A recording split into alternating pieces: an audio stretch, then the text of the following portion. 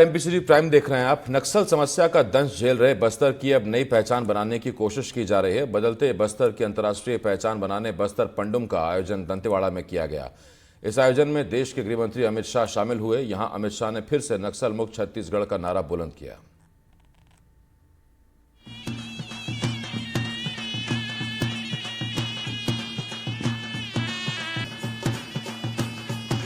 वाद्य यंत्र की ये ध्वनि बस्तर में नक्सल हिंसा के खिलाफ बिगुल है।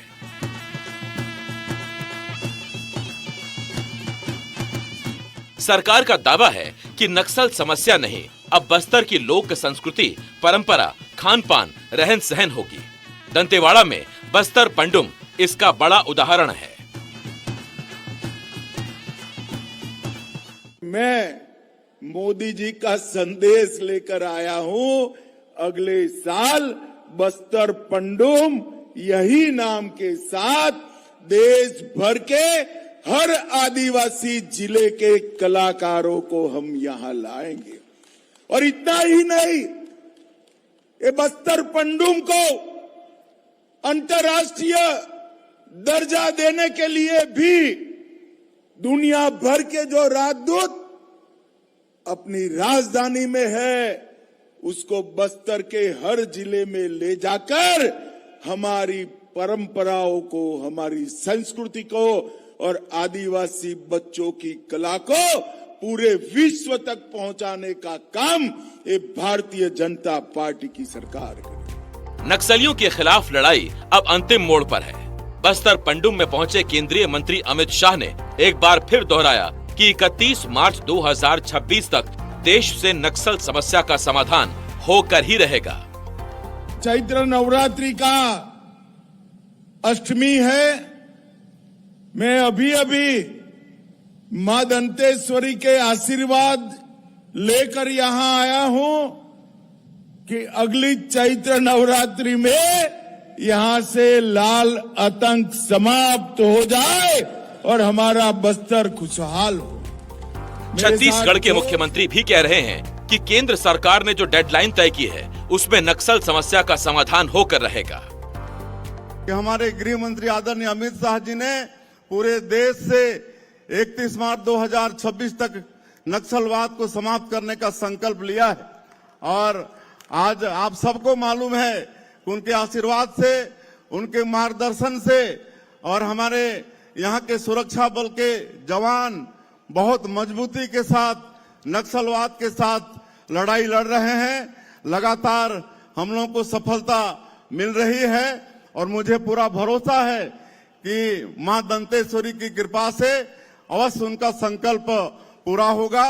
और ये छत्तीसगढ़ का ये जो बस्तर इलाका है, जहां पर अनेक जलप्रपात और घना यहाँ पर वन है, अबुझमाड़ जैसे वन है जिसको हम लोग स्वर्ग कह सकते हैं, इसमें फिर से अपना पुराना समय आएगा। यहाँ पर देश दुनिया के लोग आएंगे। ये हमारे गृह मंत्री जी के आशीर्वाद से ये सब संभव होगा। बस्तर पंडुम पहुंचे कलाकारों को भी उम्मीद है कि सरकार की इस पहल से बस्तर की पहचान बदलेगी।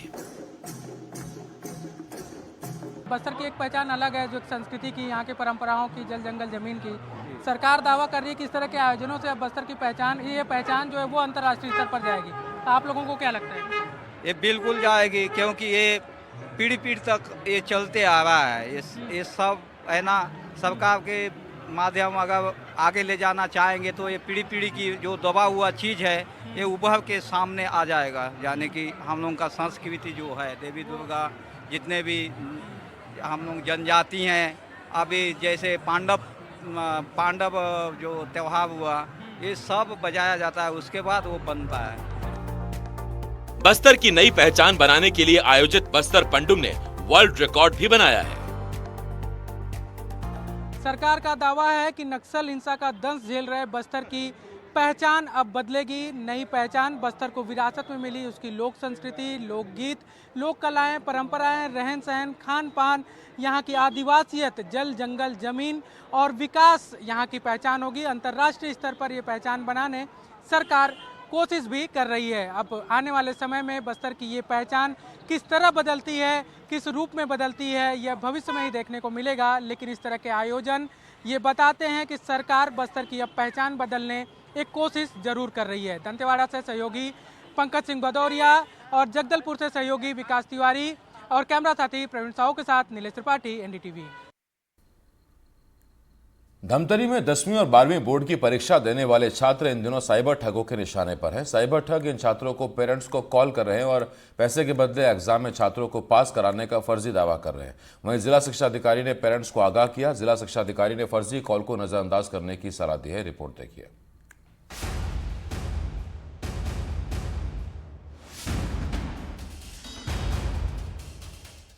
बच्चों ने बोर्ड एग्जाम दे दिया, अब इंतजार नतीजों का कर रहे हैं। लेकिन एग्जाम खत्म होते ही फरेबियों का इंतजार खत्म हो गया है, उनका काम शुरू हो गया है। इन फरेबियों के फर्जी कॉल आने शुरू हो गए हैं। ये कॉल बच्चों के पेरेंट्स को आ रहे हैं। ठग कह रहे हैं, आपका बच्चा फेल हो रहा है, क्या बच्चे को पास कराना है? आपके बच्चे का नंबर कम है, क्या बच्चे का नंबर बढ़वाना है? जाहिर है ऐसे कॉल्स के बाद आपका हैरान होना लाजमी है, लेकिन परेशान ना हो। ये है छत्तीसगढ़ के धमतरी के नरेंद्र साहू। फरेबियों ने इन्हें कॉल कर क्या कहा, पहले सुनिए। बोलता है कि आपका लड़का जो है संस्कृत और गणित विषय में फेल होने जा रहा है और उसकी जो कापियां हैं वो रायपुर में आई है, तो आप उसको आगे पढ़ाना चाहते हो पुनः कि लेन देन करके पास करना चाहता हो इस पर। और उसी समय हमारे संकुल प्राचार्य श्री केपी साहू सर जी भी हमारे साथ बैठे हुए थे, तो उन्होंने स्थिति को भांपते हुए उन्होंने मोबाइल को अपने हाथों से लिया और उसको लताड़ लगाई, है ना, कि पुलिस भेजूंगा और अभी जेल भिजवा दूंगा करके, और तुरंत हरकत में आते हुए उन्होंने फोन काट दिया। वो तो शुक्र है कि नरेंद्र साहू का बच्चा हमेशा क्लास में अव्वल रहता है, लिहाजा ये आश्वस्त थे। तुरंत समझ गए कि फोन के उस पार जो है वो ठग है, कॉल फर्जी है। लेकिन सोचिए, जिन तमाम पेरेंट्स के बच्चे पढ़ने में औसत भी होंगे, तो एक बारगी ऐसे कॉल सुनकर क्या हाल हो सकता है। शिक्षक नरेंद्र साहू जी के पास कॉल आया कि आपके बच्चे फेल हो रहे हैं, उसे पास कराना है तो आपको पैसे देना पड़ेगा।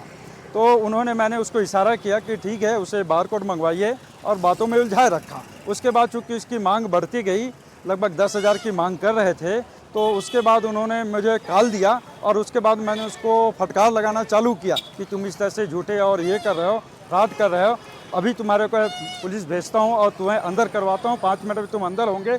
जैसे इस तरह से पुलिस की धमकी देने लगा, उन्होंने अपनी कॉल तुरंत बंद कर दिया। लेकिन आपको करना क्या है? आपको घबराना बिल्कुल नहीं है, आपको जल्दबाजी नहीं करनी है। उसके पास आपकी पूरी डिटेल होगी। अपनी डिटेल सुन परेशान ना हो। उसे बच्चे की भी जानकारी होगी, नाम, स्कूल, सबकी जानकारी होगी। उसने ये ठगी के लिए जुटाई है। आखिर सच्चाई यही है कि उसके पास आपके बच्चे के रिजल्ट की कोई जानकारी नहीं है। वह तो आपको कुछ पैसे ऐंठने के लिए जुगाड़ लगा रहा है। बहरहाल, धमतरी का केस आने के बाद जिला शिक्षा अधिकारी और पुलिस ऑफिसर की सलाह भी जरूर सुन लीजिए। लगातार जैसे आप लोग बता रहे हैं कि बोर्ड परीक्षा में जो बच्चे बैठ रहे हैं उनके परिजनों को फ़ोन आ रहा है कि बोर्ड परीक्षा में पास कराने के लिए आप संपर्क कर सकते हैं। तो मैं इस प्रकार की शिकायत अभी हमारे थाने में नहीं आई हुई है, किंतु मैं सभी परिजनों से, सभी पालकों से कोई अपील करना चाहूँगा कि इस प्रकार से किसी का फ़ोन आता है उससे आप संपर्क ना करें, ना ही उनको किसी प्रकार का पैसा दें। सतर्क रहें, सावधान रहें, और इस प्रकार के फ़ोन कॉल से अगर आपको कोई पैसे की मांग करता है तो उसकी सूचना पुलिस थाने में जरूर। तो जैसा कि आपने सुना और समझा, ऐसे कॉल को इग्नोर करें, इन पर भरोसा ना करें। पुलिस को हेल्पलाइन नंबर 1930 पर कॉल कर जानकारी जरूर दे दें। धमतरी से जो खबर आई है, यकीनन आने वाले दिनों में कई जगहों से ठगों की ऐसी ही करतूत की खबरें सामने आ सकती है, क्योंकि पिछले वर्ष भी बोर्ड एग्जाम के बाद कुछ ऐसा ही हुआ था। लेकिन आपको सतर्क रहना है। धमतरी से एनडीटीवी के लिए पूनम शुक्ला की रिपोर्ट। ग्वालियर में आवारा कुत्तों का आतंक लगातार बढ़ रहा है। रोजाना 250 से ज्यादा डॉग बाइट के केस सामने आ रहे हैं, जिसमें सबसे ज्यादा संख्या बच्चों की है। डॉग बाइट के बढ़ते मामलों की वजह से लोगों में डर बना हुआ है। लोग अपने बच्चों को घर से बाहर नहीं निकलने दे रहे। ये रिपोर्ट देखिए।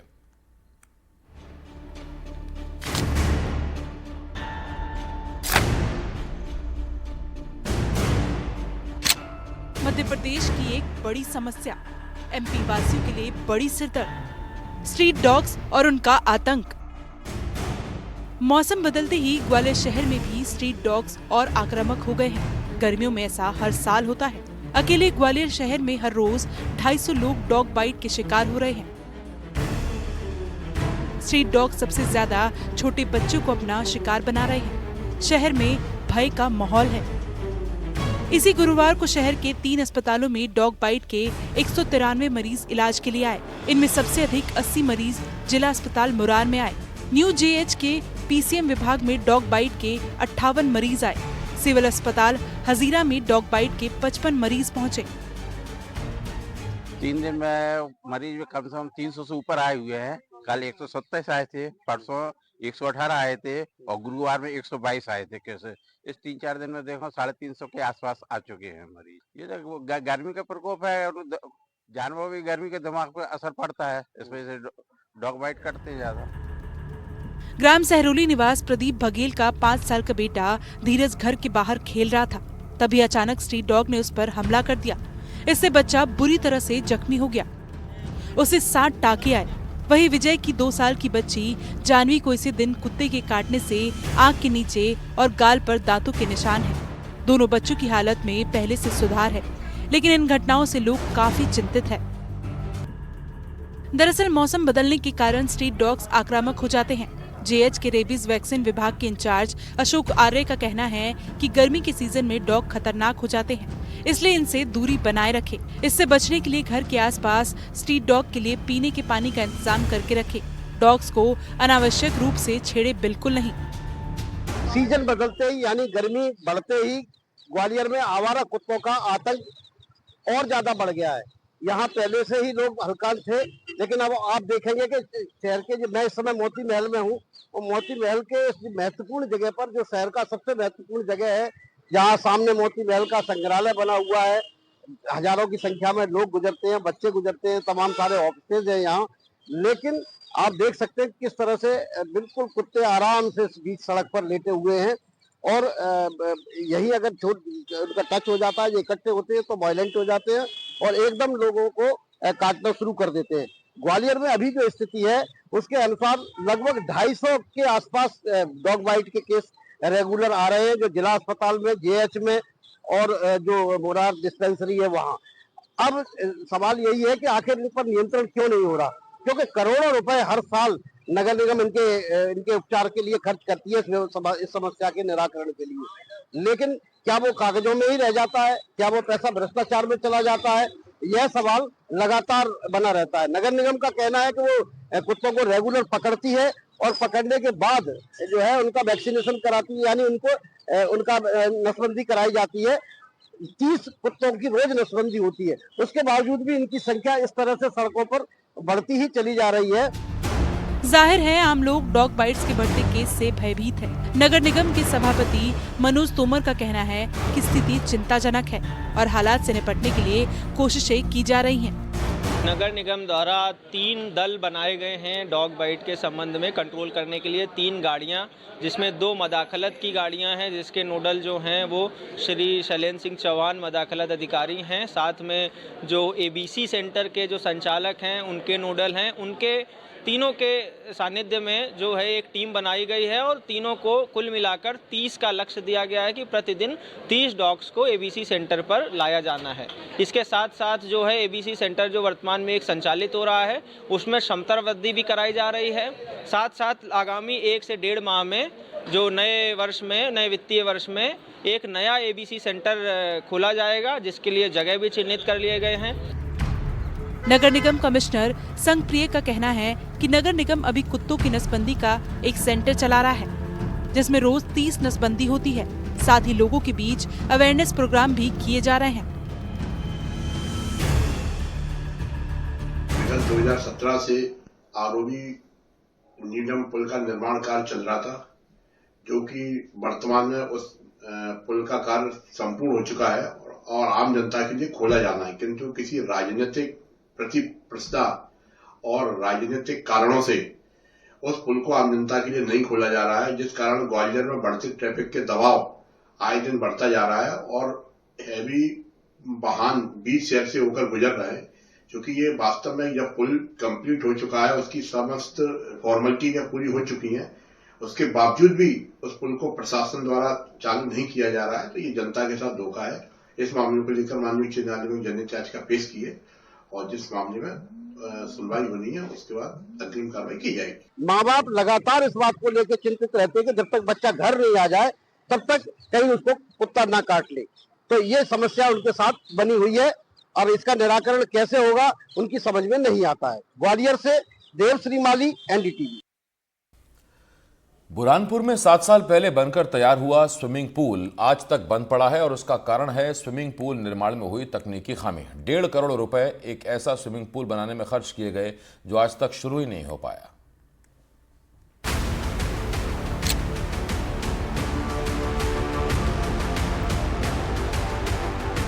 बुरहानपुर के रेणुका गार्डन में 7 साल पहले करीब 1.5 करोड़ की लागत से बने स्विमिंग पूल में शहर के लोग तो तैराकी नहीं कर पाए, लेकिन भ्रष्टाचार गोते जरूर लगा रहा है।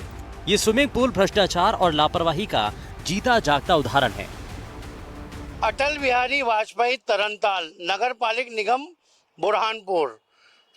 7 साल पहले बुरहानपुर में 1 करोड़ 40 लाख की लागत से स्विमिंग पूल बनाया गया था, जिसका नाम भी पूर्व प्रधानमंत्री अटल बिहारी वाजपेयी के नाम से रखा गया था। काफ़ी सौगात के रूप में उस समय देखा जा रहा था, नागरिकों में भी काफ़ी खुशी थी। लेकिन हम आपको बता दें कि अफसोस है कि 7 साल बीतने के बाद भी इस स्विमिंग पूल पर एक भी नागरिक ने ना तो अभी तक तैराकी की और ना ही जो तैराकी में जो अपना खेल में अपना भविष्य बनाना चाहते थे उनको लाभ मिला। स्विमिंग पूल निर्माण को लेकर कांग्रेस शुरुआत से ही सवाल उठा रही है। स्विमिंग पूल निर्माण में भ्रष्टाचार और अन्य मुद्दों को लेकर कांग्रेस हमलावर है। कांग्रेस इस मुद्दे को कोर्ट में ले जाने की बात करती नजर आ रही है। जो स्विमिंग पूल बना ना वहाँ पानी की व्यवस्था, और जो नीचे टैंक बना है उसमें पानी डालो पानी बह जाता है। आज तक के इन्होंने एक भी रुपए का काम एक व्यक्ति के लिए भी वहाँ किया नहीं गया। हमारे पार्षद दल ने विरोध किया, हमने कांग्रेस ने वहाँ विरोध भी किया, बाकी बहुमत के आधार पर इन्होंने प्रस्ताव पास किया। हमारी ये मांग है कि जो वर्तमान विधायक विधानसभा में बात करती है, सांसद जी बात करते हैं, तो वहाँ बात करने के बजाय सरकार तुम्हारी, अधिकारी तुम्हारे है, आप दोषी अधिकारियों पे और तत्कालीन जनप्रतिनिधि जिन्होंने पेमेंट उस ठेकेदार का निकाला है उस पर कार्रवाई करे। ये जनता के बीच में ढोंग करना बंद करे। स्विमिंग पूल शुरू नहीं होने को लेकर जनता के मन में भी कई सवाल हैं। कोई निर्माण में भ्रष्टाचार का आरोप लगा रहा है तो कोई इसे गंभीर लापरवाही बता रहा है।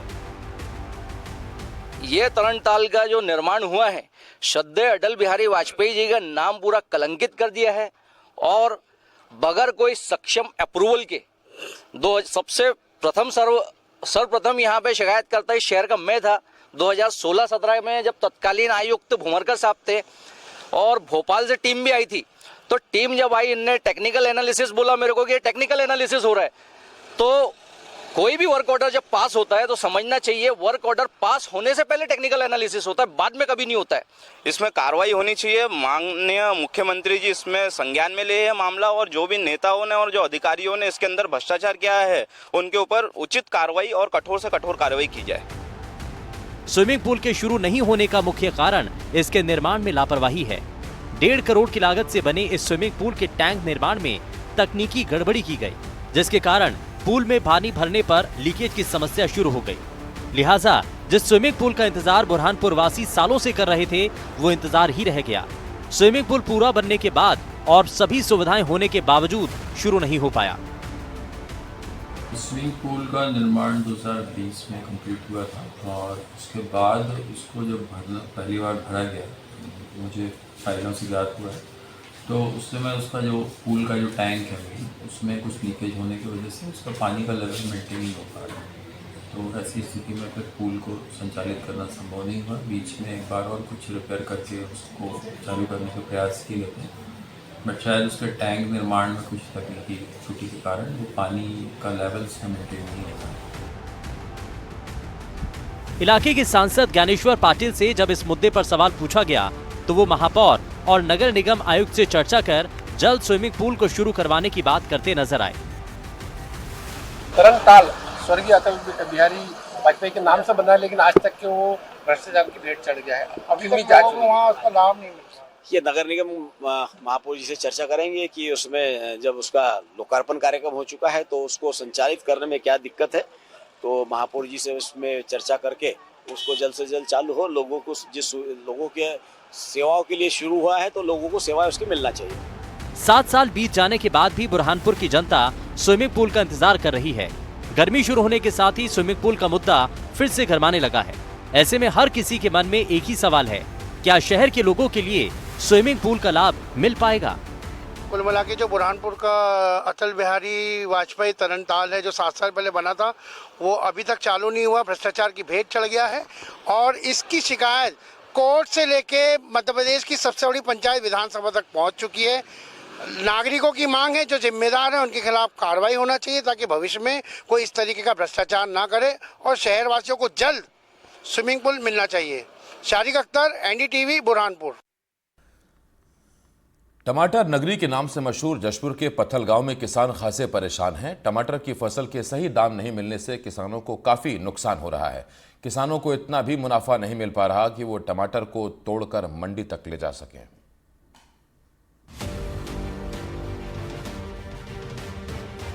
टमाटर की खेती पर पत्थल गांव के किसान हर साल अच्छा मुनाफा कमाते थे। साल दर साल यहां टमाटर की खेती का रकबा बढ़ रहा था, लेकिन इस साल टमाटर के अच्छे भाव नहीं मिलने से किसान परेशान हैं। हाल ही में टमाटर के थोक भाव 5 रुपए किलो थे, जो अब गिरकर 2 रुपए किलो तक पहुंच गए हैं। कई इलाके में तो 2 रुपए किलो तक भी खरीदार नहीं मिल पा रहे हैं।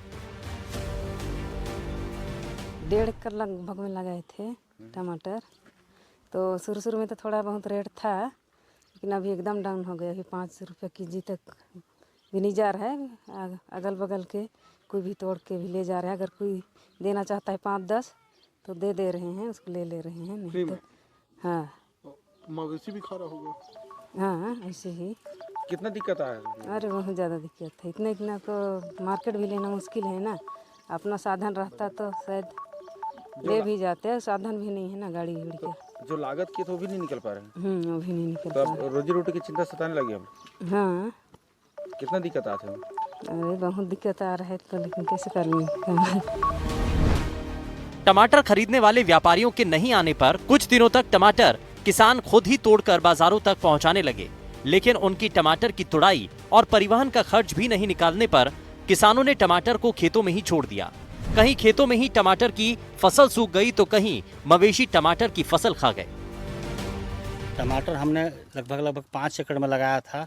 लागत लगभग हमारा 4 लाख रुपए लगा था।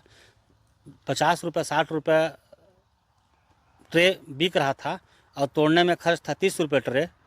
इसलिए हमने टमाटर तोड़ा ही नहीं। गांव वालों को बोल दिया कि आके अब टमाटर तोड़ के ले जाना, और बाकी मवेशी खा गया। एक ट्रे में कितना किलो होता है? एक ट्रे में 30 किलो होता है। तो क्या किलो में क्या रेट पड़ा? किलो में मान के चलिए क्या 2 रुपये किलो। तो तोड़वाने में भी नुकसान था? तोड़वाने में 1 रुपये किलो लग रहा था। 1 रुपये फायदा? 1 रुपये फायदा। तो उससे अच्छा कि गांव वाले को बोल दिए कि आप भी तोड़ के ले जाओ करके खा लो, इसलिए पूरा खुला छोड़ दिए हैं। इस साल हुए नुकसान से पत्थल गांव के टमाटर उत्पादक किसानों को काफी घाटा हुआ है, जिसके बाद कई किसान टमाटर की खेती छोड़ने का विचार कर रहे हैं। इस मामले में जिला पंचायत अध्यक्ष सालिक साय ने बताया कि किसानों को हुए नुकसान के संबंध में सीएम विष्णुदेव साय और कृषि मंत्री से चर्चा की गई है। जल्दी सरकार किसानों के हित में कोई फैसला लेगी। ये आपका सवाल बहुत अच्छा है और लगभग ये चीज मैं बहुत पहले से भी, ऐसा नहीं है कि मैं आज यहाँ से जनप्रतिनिधि बना हूँ, मैं कांसाबेल क्षेत्र से भी प्रतिनिधित्व किया हूँ। तो उस समय भी हमारे क्षेत्र में टमाटर के लिए काफी अच्छा मांग रखा है और मैं लगभग पिछले सरकारों में भी ये सब मांग रखा हूँ। और निश्चित है कि अभी शायद सरकार के सुशासन में निश्चित किसानों के लिए बहुत सारी बातें आ रही, बहुत सारे काम किए जा रहे हैं। उसमें एक प्राथमिकता के तौर पे है कि टमाटर जो हमारे यहाँ होता है, वास्तव में ये बहुत दुखद है कि हमारे किसान उतने मेहनत से टमाटर का उत्पादन करते हैं, लेकिन कभी कभी ऐसा मौसम के कारण या कभी किसी कारणवश क्षेत्र में किसानों को टमाटर फेंकना पड़ता है या फिर वह दुर्गति ये होता है कि वहाँ सड़ता है। तो उसके लिए मैंने मुख्यमंत्री महोदय से भी बात किया है, कृषि मंत्री से भी चर्चा किया है कि भाई किसानों के लिए क्या बेहतर हो सकता है, टमाटर को उन्नत, क्योंकि पहले के टमाटर और अब के टमाटर में फर्क है।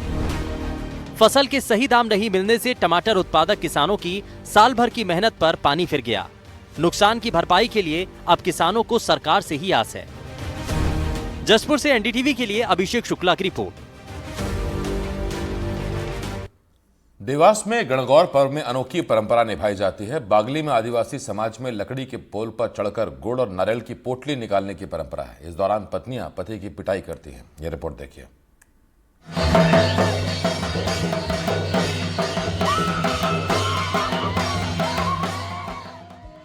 गणगौर पर्व वैसे तो पूरे देश में धूमधाम से मनाया जाता है, लेकिन राजस्थान और मध्य प्रदेश में इसका अलग क्रेज है। यहाँ गणगौर पर्व अलग अलग तरीकों से मनाया जाता है। देवास के बागली में आदिवासी समाज का गणगौर पर्व मनाने का अपना तरीका है। बागली में आदिवासी समाज गणगौर पर्व धूमधाम से मनाता है। इस दौरान शादीशुदा महिलाएं सुखी वैवाहिक जीवन और पति की लंबी आयु के लिए तो कुंवारी कन्याएं अच्छे पति के लिए गणगौर माता की स्थापना और पूजा करती हैं।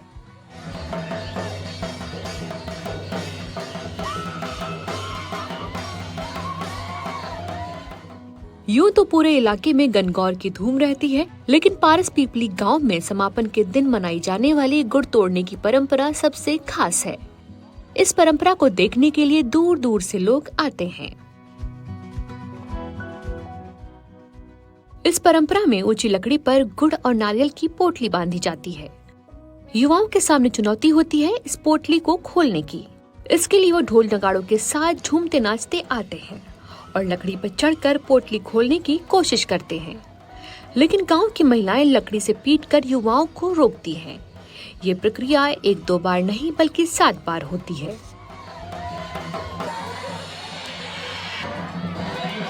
यह हमारा कई 15-20 साल हो गया, बहुत पुराना हो गया। हाँ, बहुत समय से ये कार्यक्रम करते आ रहे हैं, एक त्योहार के रूप में मनाते हैं। इसमें क्या है कि सभी मातृशक्तियाँ है, जो है माताएं बहना है, ये सब अपने अपने घर परिवार के भाई हो या उनके हस्बैंड हो, जो भी हो, उनको अच्छी तरह से मारती है, हाथ में लकड़ी लेके मारती है और कोई बुरा भला मानने वाली कोई दिक्कत नहीं है इसमें। पारस पीपली गांव में ये परंपरा सालों से मनाई जा रही है, जिसे पूरे गांव के लोग हर्षोल्लास के साथ मनाते हैं और इसे देखने के लिए बड़ी संख्या में आसपास के लोग भी पारस पीपली गांव आते हैं। देवास से एनडीटीवी के लिए अरविंद चौकसे की रिपोर्ट।